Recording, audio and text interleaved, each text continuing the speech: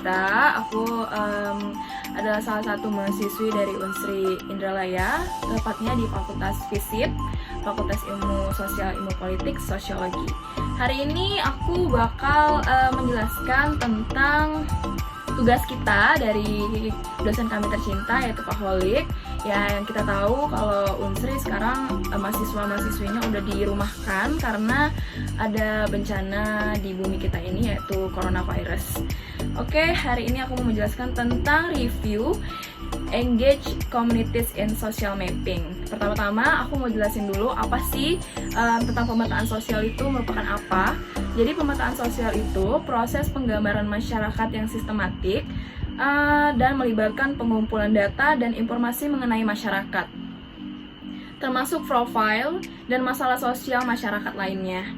Pemetaan sosial ini ada fungsinya nih. Fungsinya itu menginput data dan informasi bagi pelaksanaan program pengembangan masyarakat.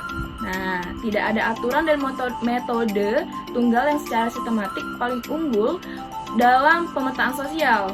Prinsip utama pemetaan sosial bagi praktisi pekerja sosial yaitu dengan mengumpulkan informasi sebanyak mungkin di suatu wilayah dengan spesifik sebagai bahan pengambilan keputusan dalam proses pertolongannya.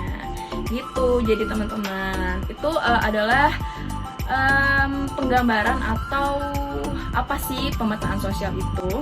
Oke, kita lanjut ya teman-teman. Jadi hal ini sangat penting dilakukan karena keberhasilan pendekatan difusi jaringan sosial tergantung pada individu dan kelompok yang terhubung secara sosial dan dihormati. Di dalam bacaan tersebut, jadi Pak Holik itu kasih kami bacaan, yaitu bacaan tadi Engage Communities in Social Mapping. Nah, di dalam bacaan tersebut, pemetaan komunitas jaring sosial harus segera dimulai setelah adanya orientasi awal dan akan diikuti oleh orientasi selanjutnya. Yang pertama-tama nih harus dilakukan itu adalah memulai melakukan pemetaan, yaitu menggunakan alat community social network yang isinya itu satu set latihan sederhana yang di dalamnya terdapat fasilitator yang berfungsi untuk membimbing sukarelawan atau komunitas yang mengidentifikasi, mendaftar, menganalisis, dan memilih kelompok sosial yang berpengaruh serta individu yang berpengaruh di komunitas mereka. Nah, di dalam melakukan pemetaan sosial itu kita ada 3 cara nih atau 3 langkah, yaitu langkah pertama itu memperkenalkan diri kepada masyarakat. Nah, ini dilihat dari proses sarana atau alatnya ya. Yang pertama, langkah pertama, memperkenalkan diri dengan orang yang penting atau yang berkuasa di desa tersebut. Jadi supaya orang-orang yang penting itu bisa memperkenalkan kita juga kepada masyarakat-masyarakat desanya gitu loh. Dan langkah kedua itu, jelaskan tujuan dan strategi dari Tekponan Jikuwago guna untuk mengutamakan masyarakat dalam berpartisipasi melalui kelompok-kelompok sukarelawan dan orang-orang penting. Nah, yang ketiga, langkah ketiga ada berbicaralah tentang strategi komunikasi untuk mobilitas sosial. Dan yang keempat, tanya kepada kepala desa untuk mendapatkan izin bertemu dengan perwakilan masyarakat dan diskusi. Jadi, nggak hanya kepala desa yang ada di desa biasanya, tapi ada orang-orang yang kuat juga di desa selain kepala desa. Nah, yang kelima, ada rencanakan pertemuan bersama perwakilan masyarakat dan perwakilan dari kelompok yang diundang agar dapat saling melengkapi. Dan yang terakhir nih, langkah keenam, ada catat atau rekam pertanyaan dan jawaban sebelum berterima kasih atas partisipasi mereka yang telah memberikan waktunya. Nah, itu langkah-langkah yang dilihat dari proses sarana atau alatnya. Dan selanjutnya adalah bagian kedua, mempelajari tentang kelompok-kelompok yang berpengaruh, identifikasi, deskripsi, dan analisis kelompok di desa nih. Nah, ada langkah-langkahnya juga.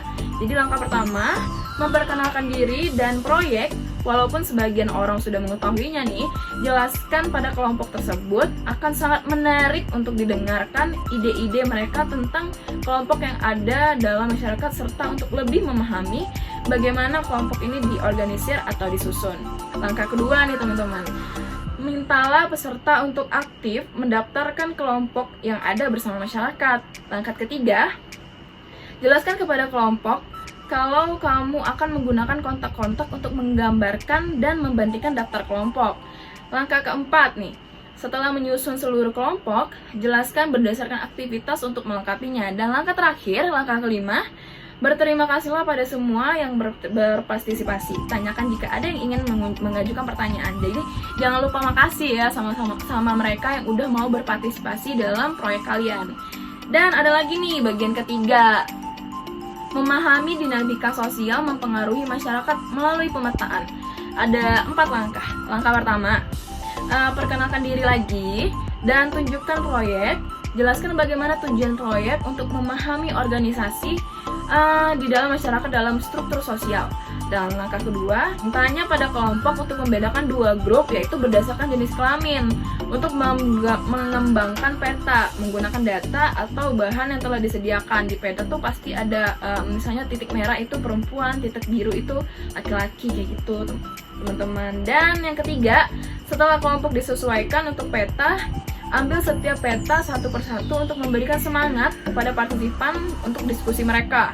Dan yang terakhir, berterima kasih kembali kepada mereka yang telah berpartisipasi dengan proyek kita gitu. Nah, jadi itulah teman-teman yang Sophie ketahui dari Engage Communities in Social Mapping yang dikasih oleh Pak Holik untuk kita pelajari, dan ini adalah tugas kita juga dari Classroom tentunya. Dan semuanya stay safe ya, karena coronavirus udah merajalela di bumi kita. Jangan lupa cuci tangan, jangan kemana-mana, tetap di rumah aja kayak anak Unsri yang diliburkan. Terima kasih Unsri ya. Bye.